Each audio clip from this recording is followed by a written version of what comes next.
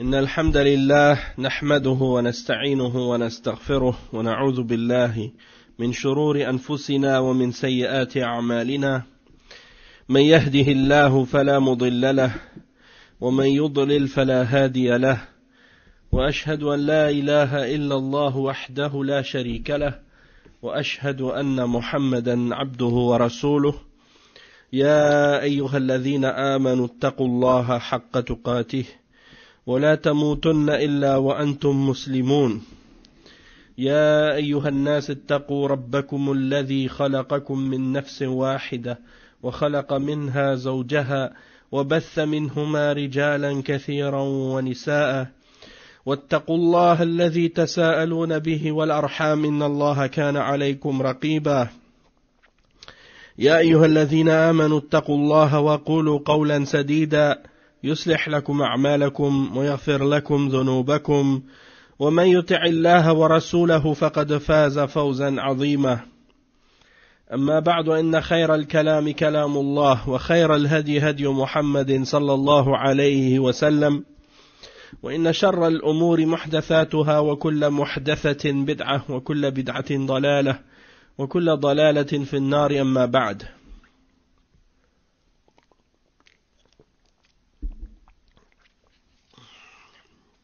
On commence aujourd'hui le cours numéro 8 dans la lecture du livre Al-Fusul fi Sirat al-Rasul sallallahu alayhi wa sallam, écrit par Al-Hafiz Ibn Kathir rahimahullah ta'ala, celui qui a écrit Tafsir al-Qur'an al-Azim. Donc il a écrit également Al-Bidaya wa Nihaya et plusieurs livres également dans différents sujets, dans le fiqh et autres.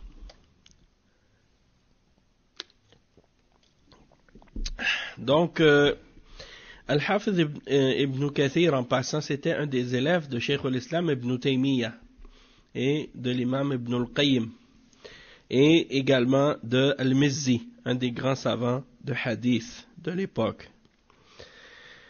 Naam, donc, ça fait partie des ulama salafiyin. Il fait partie des ulama salafiyin, des ulama qui suivaient la salafiyya, dans la aqida et dans le manhaj.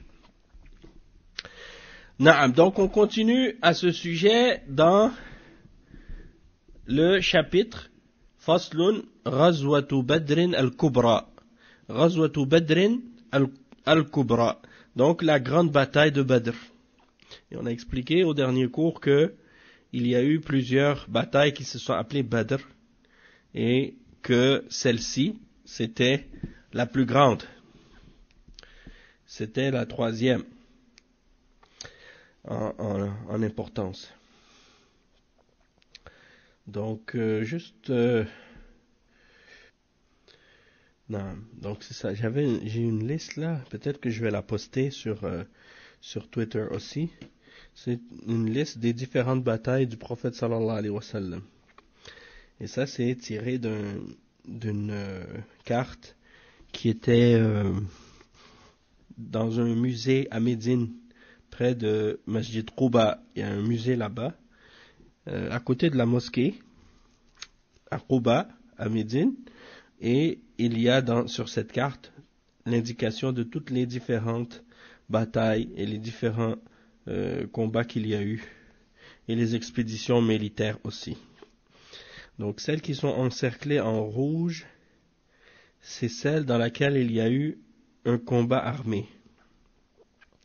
Et les autres, c'est des expéditions dans lesquelles il n'y a pas eu de combat. Donc sur 27 dans cette liste, il y en a seulement, attendez, 1, 2, 3, 4, 5, 6, 7, je pense que c'est ça, 7, 1, 2, 3, 4, 5, 6, 7. Il y en a 7 sur 27 qui sont avec combat armé. Les autres sont sans combat. Donc je vais poster ça tout de suite en même temps. Ça pourrait être... Non. Donc ça y est, je l'ai posté.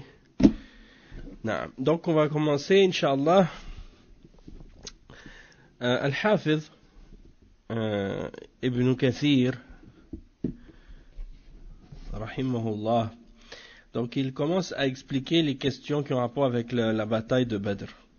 Avant de rentrer dans le sujet de la bataille de Badr, il y a juste quelques petits points intéressants que j'ai trouvés dans l'explication de Cheikh Abdurrazzaq al-Badr dans son sharh de Al-Fusul. Et il mentionnait certaines choses qui sont vraiment intéressantes et qui sont bénéfiques à connaître. C'est par rapport aux batailles qu'il y a eu dans l'islam, et il expliquait que la plupart des batailles, à la suite des grandes batailles dans lesquelles il y a eu des combats dans la vie du prophète sallallahu alayhi wa sallam, après chacune de ces grandes batailles-là, il y a eu une trahison de la part des tribus juives qui étaient présentes à Médine et dans les environs. Donc il dit par exemple les grandes batailles qu'on retrouve mentionnées dans le Coran. Il y a la bataille de Badr. La bataille de Badr, elle est mentionnée dans Surat Al-Anfal, dans les versets de Surat Al-Anfal. Puis il y en a aussi des mentions dans d'autres versets aussi, mais le plus c'est dans Surat Al-Anfal. Wa alaykum salam wa rahmatullah. En ce qui concerne la bataille de Uhud, c'est mentionné dans la fin de Surat Al-Imran. Les versets qui parlent de la bataille de Uhud, c'est dans Surat Al-Imran. La bataille de Al-Khandaq, Allah subhanahu wa ta'ala, il a révélé des versets au sujet de cette bataille dans Surat Al-Ahzab. Et dans Surat Al-Hashr,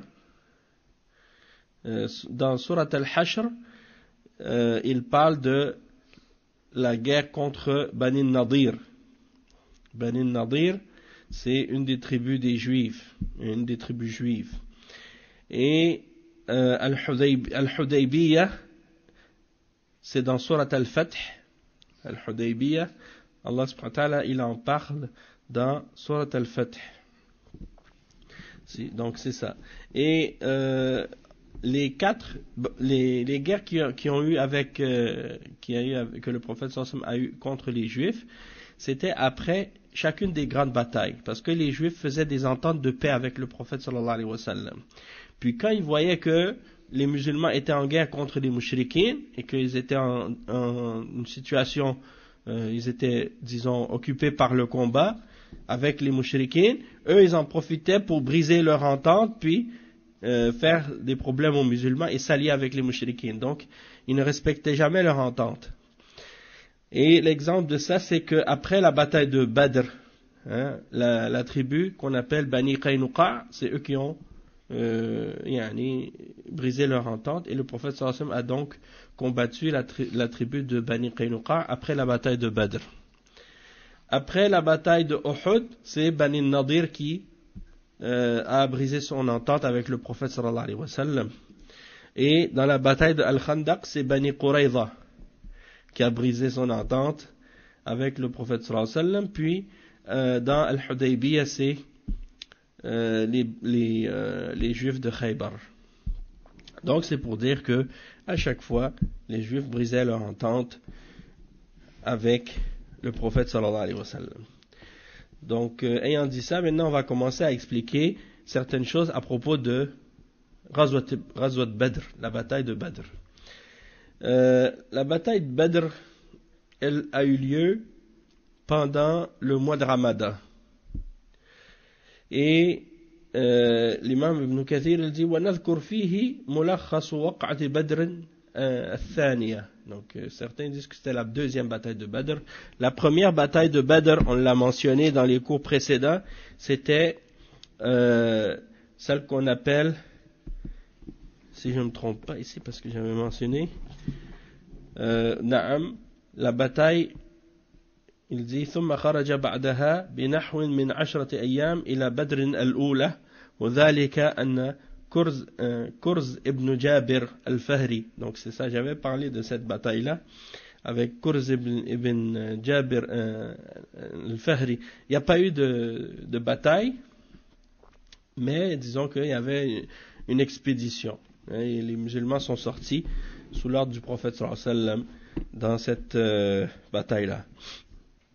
ou cette expédition-là. Donc, ça c'était la première, et la deuxième c'est celle-ci. Il y en a qui disent même que c'est la troisième. Bon. On appelle Badr aussi Yawm al-Furqan. Allah subhanahu wa ta'ala, il l'a nommé dans Surat al-Anfal, Yawm al-Furqan. Yawm al-Furqan, Yawm al-Taqa al-Jam'an. Je ne sais pas si c'est aussi dans Surat al-Imran. Attends, laisse-moi juste vérifier. Parce que des fois j'oublie, subhanallah. Yawm al-Taqa al-Jam'an. Yawm al-Furqan, c'est dans Surat al-Anfal. Yawm al-Furqan, c'est dans Surat al-Anfal. Mais Yawm al-Taqa al-Jam'an, c'est mentionné dans Al-Imran et Al-Anfal. Donc, on l'appelle Yawm al-Furqan. Al-Furqan, ça veut dire le discernement, la distinction. Hein? Le jour où Allah subhanahu wa ta'ala a discerné entre la vérité et le faux, entre la foi et la mécréance. C'est lors de cette bataille. C'est là que la vérité a été tranchée et que la foi a été apparente. À partir de ce jour-là, les musulmans, ils se sont imposés. Et donc, il dit وَهِيَ الْوَقْعَةُ الْعَظِيمَةُ الَّتِي فَرَّقَ اللَّهُ فِيهَا بَيْنَ الْحَقِّ وَالْبَاطِلِ وَأَعَزَّ الْإِسْلَامَ وَدَمَغَ الْكُفْرَ وَأَهْلَهُ. Donc c'est la bataille, la grande bataille dans laquelle Allah a séparé et distingué entre la vérité et le faux. Et il a honoré l'islam et donné la puissance à l'islam. Et il a écrasé la mécréance et ses alliés et ses adeptes. Il dit وَذَلِكَ أَنَّهُ لَمَّا كَانَ رَمَضَانَ مِنْ هَذِهِ السَّنَةِ الثَّانِيَةِ بلغ رسول الله صلى الله عليه وسلم أن عيرا مقبلة من الشام صحبة أبي سفيان صخر بن حرب في 30 أو 40 رجلا من قريش وهي عير عظيمة تحمل أموالا جزيلة لقريش. Donc, il explique, Al-Hafiz ibn Kathir, il explique que c'est donc pendant le Ramadan, la deuxième année de la Hijra. Le prophète sallallahu alayhi wa sallam a appris que une caravane, en arabe on appelle Ir.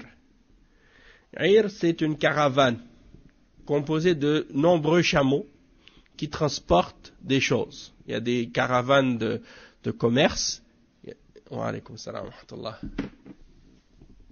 Il y a des caravanes de commerce, il y a des caravanes de voyage, il y a d'autres sortes, mais ici il s'agissait d'une caravane de commerce, qafila tijariya. Donc le ir c'est al-qafila. Et donc il a appris qu'il y avait une caravane qui revenait de la Syrie et qui s'en allait vers la Mecque, conduite par Abu Sufyan. Et Abu Sufyan, son nom c'est Sakhr ibn Harb. Et on sait que à ce moment-là il n'était pas musulman, mais qu'à la fin, à la conquête de la Mecque, il s'est converti à l'islam par la suite. Donc il est devenu musulman. Mais à ce moment-là, il n'était pas musulman. Et cette caravane qui revenait en fait de la Syrie, c'est la même caravane que le prophète sallallahu alayhi wa sallam avait tenté d'intercepter dans la bataille ou dans l'expédition qu'on appelle Ghazwatul Ushayra. Ou bien on dit Al-Ushayra.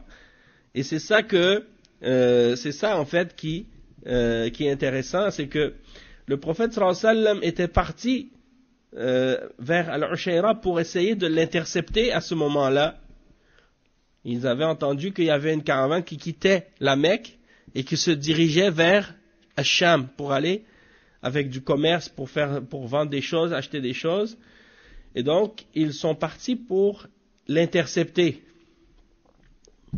Mais une fois arrivés à Al-Ushayra, Abu Sufyan avait entendu que le prophète sallallahu alayhi wa sallam allait pour l'intercepter, alors il a réussi à s'enfuir.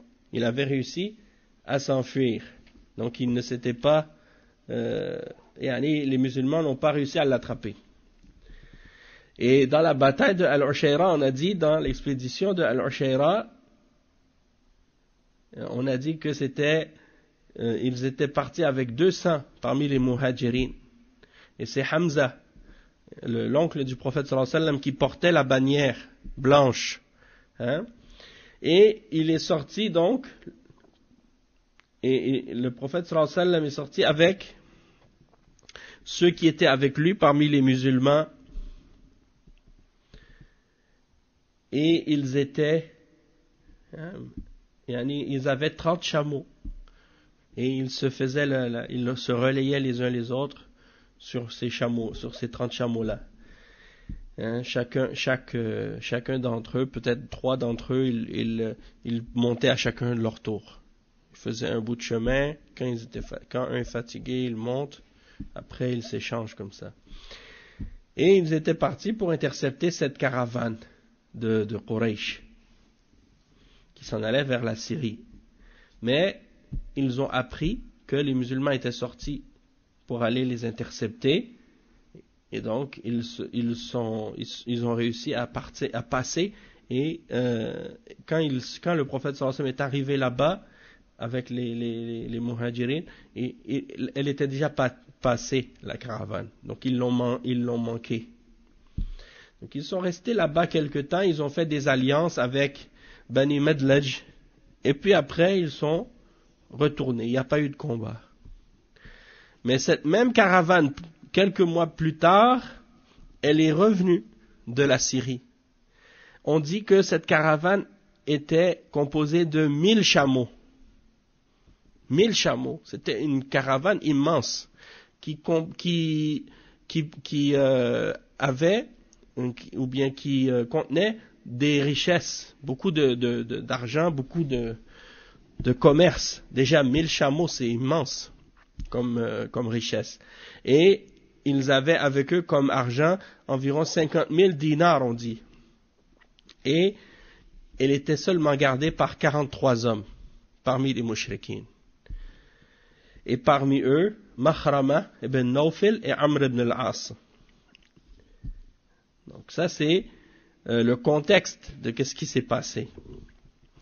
Et lorsque le prophète sallallahu alayhi wa sallam a entendu que cette caravane, elle approchait de la Syrie, elle venait, donc on sait que la Syrie c'est au nord de Médine, et Médine est au nord de la Mecque, donc pour aller vers la Mecque, ils doivent passer près de Médine, le chemin qu'ils prenaient c'est le chemin de Badr. Mais bon, on va continuer à expliquer le contexte et qu'est-ce qui s'est passé par rapport à cette caravane-là. Donc, Abu Sufyan, il avait avec lui, comme on a dit, une quarantaine d'hommes. Et c'était une grande caravane et elle contenait beaucoup de richesses et beaucoup d'argent. Il y avait beaucoup de marchandises pour le commerce aussi avec eux. Il dit فندب صلى الله عليه وسلم الناس للخروج إليها وأمر من كان ظهره حاضرا بالنهوض ولم يحتفل لها احتفالا كثيرا إلا أنه خرج في 317 رجلا لثمان خلون من رمضان واستخلف على المدينة وعلى الصلاة ابن Maktoum. Donc ici il explique le Hafiz ibn Kathir, il dit que le prophète sallallahu alayhi wa sallam a incité donc les Sahaba à partir pour aller intercepter cette caravane. Et en réalité, c'était pas quelque chose qu'il avait fait avec beaucoup de préparation. C'était pas une expédition qu'il avait préparée en faisant beaucoup de préparation pour ça. Ceux qui étaient présents au moment où le prophète sallallahu alayhi wa sallam a eu cette information-là, il leur a dit, ceux d'entre vous qui avez votre monture avec vous, on va partir tout de suite. Donc vous venez avec nous. Puis il n'a pas vraiment fait une grande campagne, puis préparé depuis très très longtemps, non. C'était vraiment vite fait. Et c'était pas organisé. Pourquoi? Parce que à la base, leur intention c'était pas de faire une guerre, et c'était pas de combattre une armée, mais seulement d'intercepter une caravane commerciale. Donc, c'était pas à la base, l'intention c'était pas d'aller affronter une armée. Sauf que, il y a des choses qui se sont passées qui ont fait que c'est pas ça, c'est ce que le prophète sallallahu alayhi wa sallam avait au départ l'intention de faire, c'est pas ça ce qui s'est produit. Il dit, quand le prophète sallallahu alayhi wa sallam est parti, donc il est parti avec environ 310 et quelques hommes. Environ entre 310 et 320 personnes. Et il dit qu'ils n'ont pas fait donc de grosses préparations. Celui qui avait sa monture avec lui, il leur a dit de venir. Ceux qui avaient leur monture, il leur a dit de venir. Et il restait quelques jours avant la fin du Ramadan, c'est-à-dire ils étaient encore dans le Ramadan. C'était le premier Ramadan qu'ils faisaient. Hein? C'était le premier, parce que c'est dans la deuxième année de la Hijra. Donc c'était le premier Ramadan qu'il faisait. Et le prophète sallallahu alayhi wa sallam a laissé en son absence comme responsable Ibn Maktoum, et c'est lui qui dirigeait la prière. Puis il dit فَلَمَّا كَانَ بِالرَّوْحَى رَدَّ أَبَا لُبَابَةَ ابن عبد المنذر واستعمله على المدينة. Donc, quand il est arrivé dans un endroit qu'on appelle Ar-Rawha, il a renvoyé Abu Lubaba pour s'occuper de Médine à sa place, parce que Ibn Maktoum, c'est un bon musulman, c'est un grand musulman connu, mais il est aveugle. Donc, le prophète sallallahu alayhi wa sallam a envoyé Abu Lubaba pour gérer la ville en son absence. Hein? Et qu'est-ce qui est arrivé ensuite? Il dit ولم يكن معه من الخيل سوى فرس الزبير وفرس المقداد ابن الأسود الكندي ومن الإبل 70 بعيرا يتعقب الرجلان والثلاثة فأكثر على البعير الواحد فرسول الله صلى الله عليه وسلم وعلي ومرثد ابن أبي مرثد الغنوي يتعقبون بعيرا وزيد بن حارثة وأنسة وأبو كبشة وموالي رسول الله صلى الله عليه وسلم وحمزة يتعقبون جملا وأبو بكر وعمر وعبد الرحمن بن عوف على جمل آخر وهلم جرة. Donc, qu'est-ce qu'ils ont fait? Ils avaient 2 chevals, le cheval de Az-Zubayr et le cheval de Al-Miqdad. C'est les 2 seuls qui avaient, parmi les Sahaba, un cheval.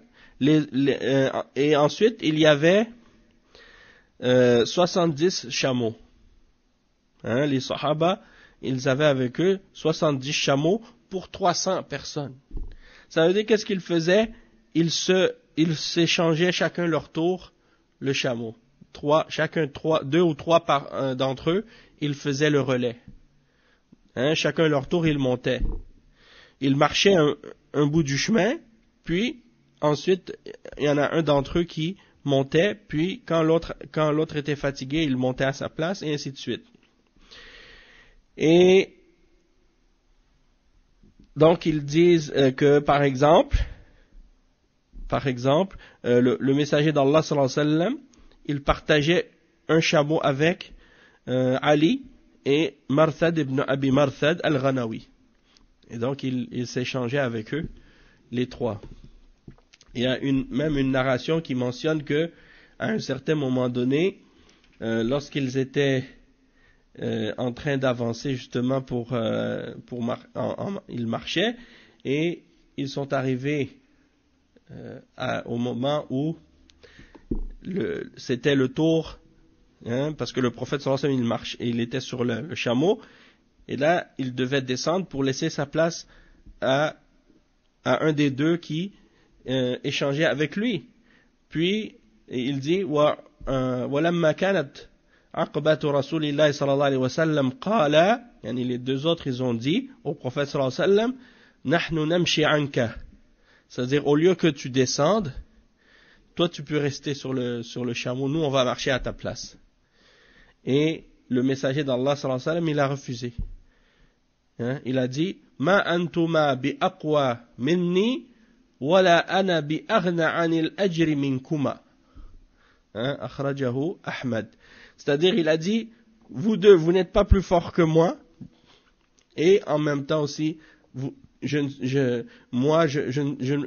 disons que je veux autant que vous la récompense, hein, de marcher, hein, fi sabilillah. Donc, en voulant dire, yani, je suis fort, je suis pas faible pour que vous devez me laisser votre place, puis en même temps aussi, je suis autant méritant que vous d'avoir aussi de la récompense de marcher, hein, dans le sentier d'Allah.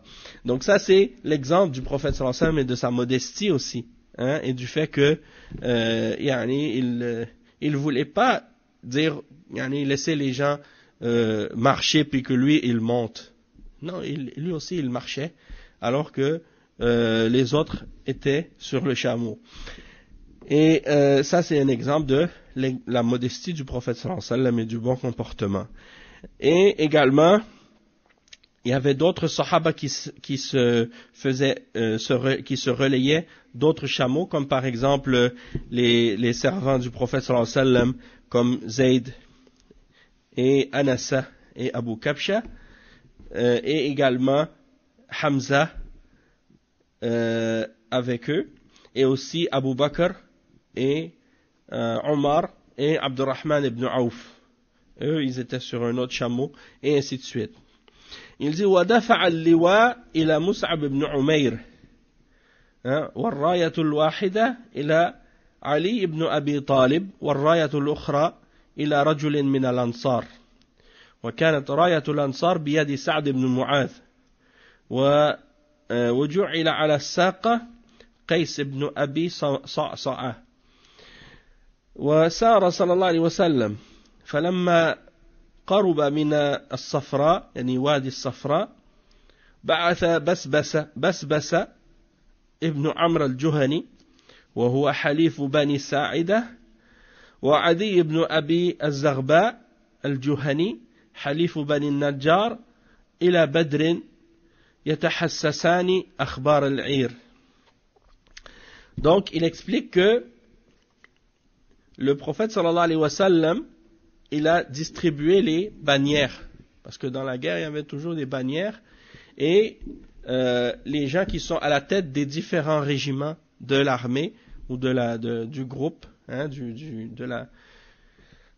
groupe de combattants, il y avait Mus'ab ibn Umair qui avait la bannière blanche, et il y avait d'autres groupes également, le groupe des Muhajirin et le groupe des Ansar. Le groupe des Muhajirin, c'est Ali ibn Abi Talib radiyallahu anhu qui avait cette bannière-là, et l'autre bannière, celle des Ansar, c'était tenue par Sa'd ibn Mu'adh.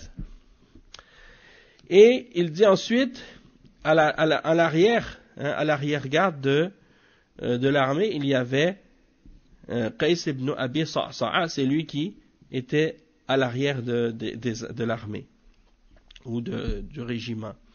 Puis il dit, lorsque le prophète sallallahu alayhi wa sallam est arrivé à un endroit qui s'appelle Wadi as-Safra, qui est environ à 50 km, eh bien il a envoyé deux hommes, Basbas ibn Amr al-Juhani et un autre qui s'appelle Adi ibn Abi Zarba, et il les a envoyés en éclaireur pour vérifier les nouvelles de la caravane, hein, pour voir, hein, comme en espionnage, pour aller voir qu'est-ce qui se passe avec la caravane, est-ce qu'elle approche, est-ce qu'elle s'en vient, hein, et ainsi de suite.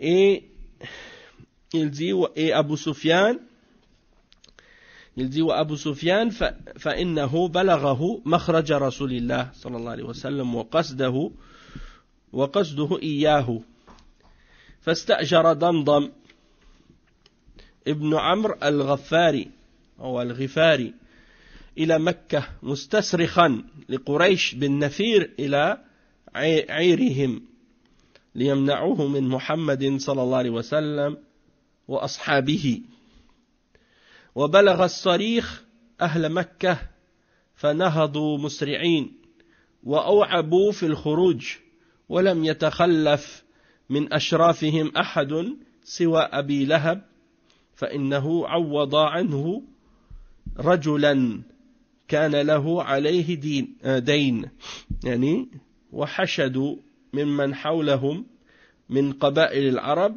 ولم يتخلف عنهم أحد من بطون قريش إلا بني عدي فلم يخرج معهم منهم أحد.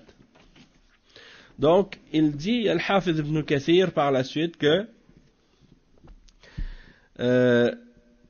donc Abu Sufyan il a appris que le prophète sallallahu alayhi wa sallam était sorti pour intercepter sa caravane. Hein? Alors qu'est-ce qu'il a fait? Il a engagé un homme pour aller avertir Quraysh. Son nom c'est Damdam ibn Amr al-Ghifari. Et il l'a envoyé jusqu'à Mecca pour aller avertir Quraysh et les appeler et leur dire de se dépêcher pour venir protéger et défendre leur caravane pour empêcher Mohammed sallallahu alayhi wa sallam et ses compagnons de l'atteindre. Il dit, et lorsque l'homme en question est arrivé à Mecca, il a commencé à crier du haut de la montagne, hein, et il a dit, venez, dépêchez-vous, venez, parce que votre caravane, wa alaykum salam, votre caravane, elle va se faire attaquer par les musulmans.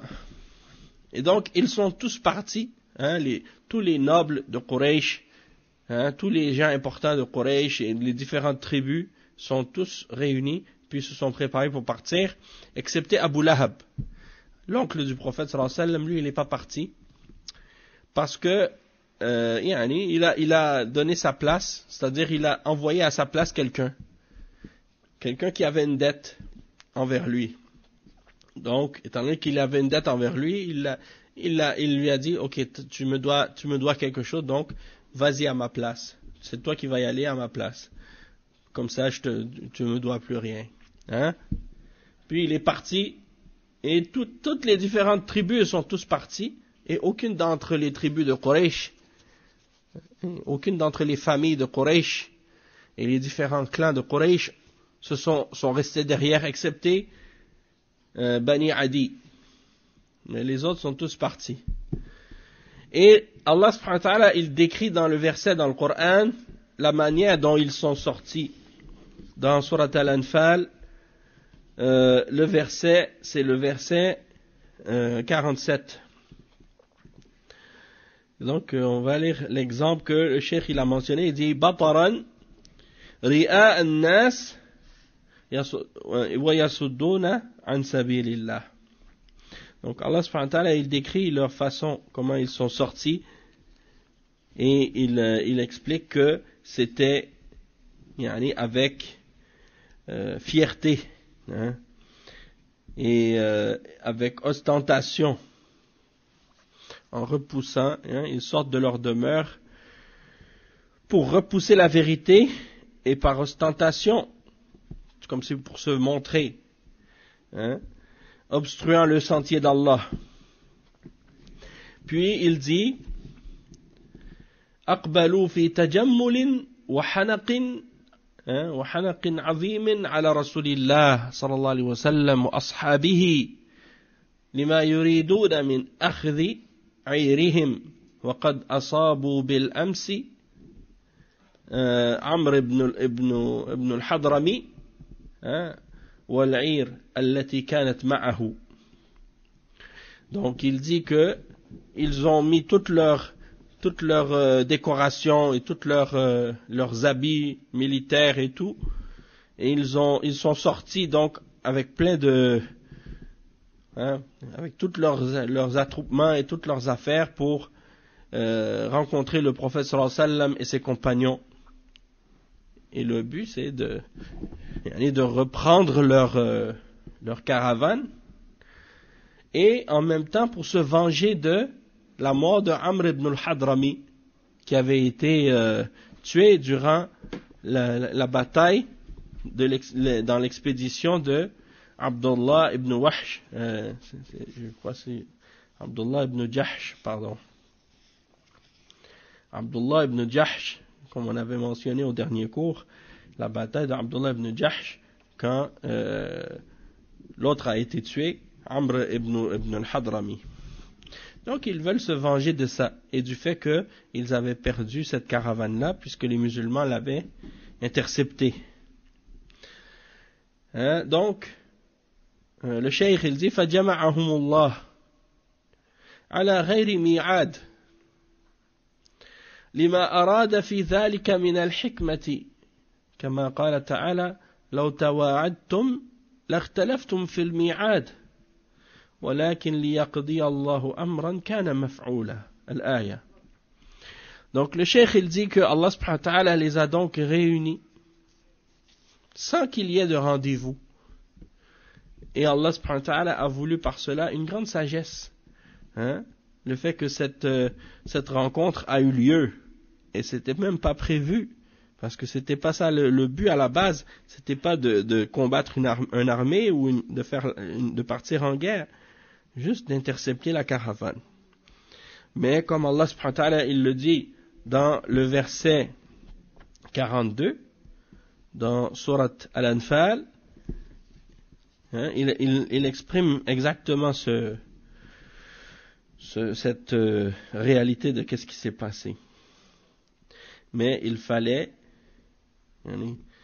il dit, si vous vous étiez donné rendez-vous, vous l'auriez manqué, effrayé par le nombre de l'ennemi.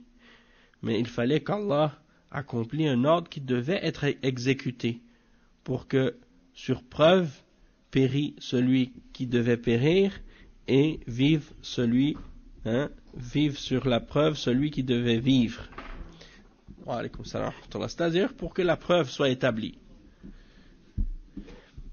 contre les mouchriquins. Et le cheikh il dit ensuite ولما بلغ رسول الله صلى الله عليه وسلم خروج قريش استشار أصحابه فتكلم كثيرا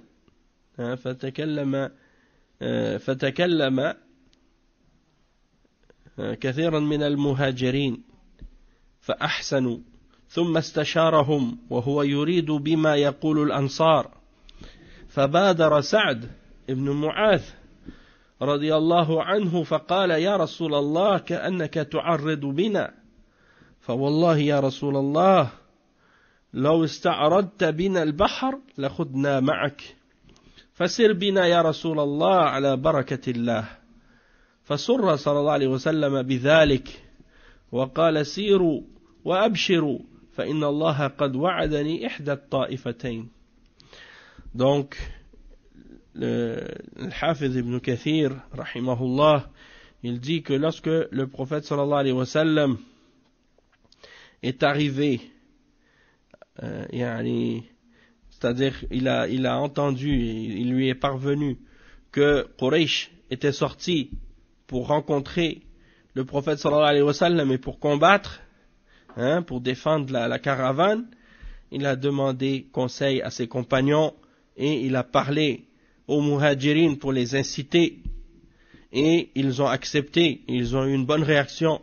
Puis par la suite, il a pris le conseil des Ansar, il a demandé aux Ansar, et il leur a parlé pour les inciter également, et il s'adressait aux Ansar en particulier. Pourquoi? Parce que, comme on l'avait expliqué dans les cours précédents, ils n'avaient pas comme comme les muhajirin, ils n'avaient pas prêté allégeance pour le combat contre Quraysh, contre les mouchriquins. Ils avaient prêté allégeance pour protéger le prophète sallallahu alayhi wa sallam et le défendre s'ils attaquaient Médine, mais pas pour sortir contre les mouchriquins. Et donc ici, lorsque le prophète sallallahu alayhi wa sallam s'est adressé à eux, hein, et il a parlé aux Ansar en particulier, il les a incités, et après, Sa'd ibn Mu'adh, qui était le chef des Ansar, il a dit, ô messager d'Allah, comme si tu t'adressais à nous, hein, et il a dit, par Allah, ô messager d'Allah, si tu nous demandais de partir avec toi dans la mer, hein, pour combattre, eh bien, on serait parti avec toi. Et le prophète sallallahu alayhi wa sallam a été réjoui de ça. Hein? Ils ont dit, nous marcherons avec toi, ô messager d'Allah, par la bénédiction d'Allah. Et donc, le prophète sallallahu alayhi wa sallam a été réjoui de cela, et il a dit donc, avancez, hein? Wa alaykum assalam wa rahmatullah. Il a dit donc, partons et réjouissez-vous, car Allah m'a promis un des deux groupes. Un des deux groupes, c'est-à-dire soit, yani, la caravane de Abi Sufyan, ou bien l'armée de Quraysh, un des deux groupes. Et là, à ce moment-là, bien entendu, les musulmans souhaitaient que ce soit pas Quraysh, yani, que ce soit pas Quraysh qu'ils rencontrent, mais que ce soit plutôt la caravane, hein, la caravane de Abi Sufyan, parce que c'est plus facile. Si c'est la caravane, il n'y a pas de combat. Ils vont juste prendre la caravane et c'est fini. Tandis que si c'est l'armée des mouchriquines de Quraysh, alors là c'est plus compliqué parce que là ils doivent les combattre et ils sont nombreux, hein, même plus nombreux qu'eux.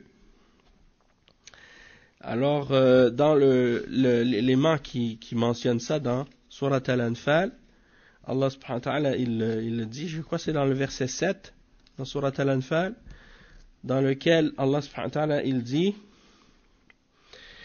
وإذ يعدكم الله إحدى الطائفتين أنها لكم وتودون أن غير ذات الشوكة تكون لكم ويريد الله أن يحق الحق بكلماته ويقطع دابر الكافرين ليحق الحق ويبطل الباطل ولو كره المجرمون. Ce qui signifie en français, rappelez-vous, quand Allah vous promettait qu'une des deux bandes serait à vous. Une des deux bandes, c'est-à-dire soit la caravane de Quraysh, ou, pas la caravane de Quraysh, soit la caravane de Abi Sufyan, mais c'est la caravane de Quraysh aussi, ou bien l'armée. L'autre groupe, c'est l'armée qui se dirigeait, hein, de Ash-Sham qui s'en allait vers Makkah. Et donc, Allah subhanahu wa ta'ala vous promettait qu'une des deux bandes serait à vous. Il dit, vous désiriez vous emparer de celle qui était sans armes, la caravane de Abi Sufyan, alors qu'Allah voulait par sa parole faire triompher la vérité et anéantir les mécréants jusqu'au dernier. Donc ici on voit que Allah subhanahu wa ta'ala, il avait planifié autrement. Il avait planifié que ceux qu'ils allaient rencontrer, c'était pas la caravane de Abi Sufyan, mais plutôt l'armée de Quraysh. Donc il dit ثم رحل رسول الله صلى الله عليه وسلم ونزل قريبا من بدر وركب صلى الله عليه وسلم مع رجل من أصحابه مستخبرا ثم انصرف فلما أمسى بعث عليا وسعدا والزبير إلى ماء بدر يلتمسون الخبر فقدموا بعبدين لقريش ورسول الله صلى الله عليه وسلم قائم يصلي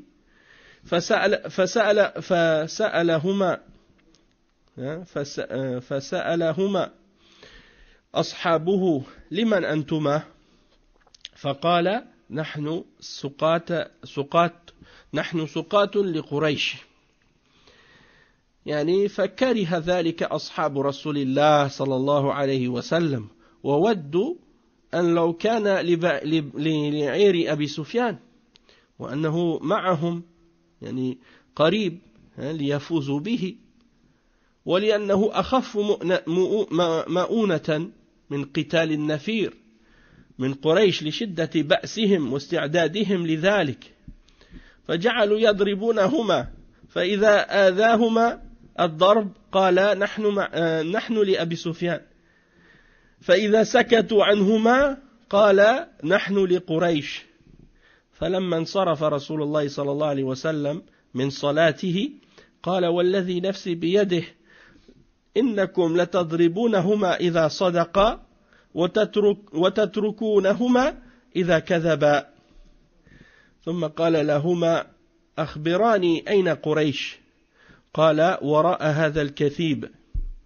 قال كم القوم قال لا علم لنا قال كم ينحرون كل يوم فقالوا يوما 10 ويوما 9 فقال صلى الله عليه وسلم القوم ما بين 900 إلى 1000 ما بين 900 إلى 1000.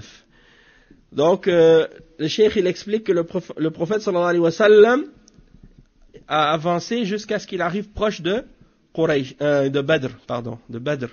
Puis il est monté lui ainsi que un homme parmi ses compagnons pour aller voir et apprendre quelques nouvelles de qu'est-ce qui se passait, puis il est retourné. Puis lorsque c'était le soir, il a envoyé Ali et Saad et Az-Zubair vers un des oasis ou des puits de Badr pour entendre des nouvelles, chercher des nouvelles à propos de la caravane. Et ils ont attrapé 2 parmi les esclaves de Quraysh. Et le prophète sallallahu alayhi wa sallam, lui, il était en train de faire la salat quand ils les ont ramenés. Et puis les compagnons ont commencé à poser des questions à ces 2 esclaves. Vous êtes qui? Ils ont dit, nous sommes des gens qui portons l'eau pour Quraysh. Hein? Et les compagnons du prophète sallallahu alayhi wa sallam n'ont pas aimé ça parce que ils souhaitaient que ce soit des gens qui sont avec la caravane de Abi Sufyan, pas avec l'armée des mouchriquins de Quraysh. Alors, qu'est-ce qu'ils faisaient? Parce que pourquoi la caravane de Quraysh, elle est pas défendue. Ils n'ont pas d'armée, donc ils n'ont pas d'armes. C'est juste aller prendre les marchandises et les amener, intercepter la caravane. Tandis que si c'est l'armée des mouchriquins, eh ben ils ont des armes, ils sont prêts, ils sont préparés, ils sont un grand nombre. C'est plus compliqué. Alors, qu'est-ce qu'ils faisaient? Les Sahaba, quand ils ont attrapé ces 2 esclaves, ils leur disaient, vous êtes avec qui? Et quand ils disaient, nous sommes avec Quraysh, ils les frappaient. Puis, quand ils les laissaient, ils disaient, on est avec quand ils les frappaient, ils disaient, on est avec Abi Sufyan. Et quand ils disaient qu'ils sont avec Quraysh, ils les frappaient. Alors, quand le prophète sallallahu alayhi wa sallam a terminé sa prière, il leur a dit, par celui qui tient mon âme en sa main, quand ils disent la vérité, vous les frappez, et quand ils mentent, vous les laissez. Parce qu'il voulait que ce soit les gens qui sont avec la caravane de Abi Sufyan. Alors, le prophète sallallahu alayhi wa sallam, il leur a posé les questions. Il leur a dit, donc, où est Quraysh? Il leur a dit, où est Quraysh? Il dit, derrière les dunes. Ils ont dit, le prophète sallallahu alayhi wa sallam a dit, ils sont combien? Ils ont répondu, on ne sait pas. Le prophète sallallahu alayhi wa sallam leur a posé la question, ils égorgent combien de chameaux chaque jour? Ils ont répondu, 10, un jour 10, un jour 9. Parce qu'il faut qu'ils nourrissent, il faut qu'ils mangent. Donc à chaque jour, ils égorgent. Wa alaykum salam wa rahmatullah. À chaque jour, ils égorgent un nombre de chameaux pour manger. Et les 2 esclaves ont dit, ils égorgent 9 à 10 chameaux tous les jours. Alors, le prophète sallallahu alayhi wa sallam, il a dit, ils sont entre 900 et 1000. Il a compris, le prophète sallallahu alayhi wa sallam, à peu près leur nombre, par le nombre de chameaux qu'ils égorgeaient chaque jour. Donc, nous, on va s'arrêter ici pour aujourd'hui. On continuera l'explication de la suite de la bataille de Badr au prochain cours, Inch'Allah, la semaine prochaine. سبحانك اللهم وبحمدك أشهد أن لا إله إلا أنت أستغفرك وأتوب إليك وصلى الله وسلم على نبينا محمد وعلى آله وصحبه أجمعين والسلام عليكم ورحمة الله وبركاته.